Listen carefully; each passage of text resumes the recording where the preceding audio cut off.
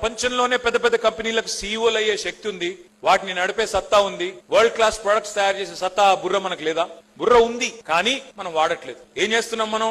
వీడిదేం కులం, వాడిదేం మతం, ఇదేంది అదేంది, పాకిస్తాన్ కథ ఏంది, ఆఫ్ఘనిస్తాన్ కథ ఏంది, చైనా కథ ఏంది, గాడికే మన లెక్క.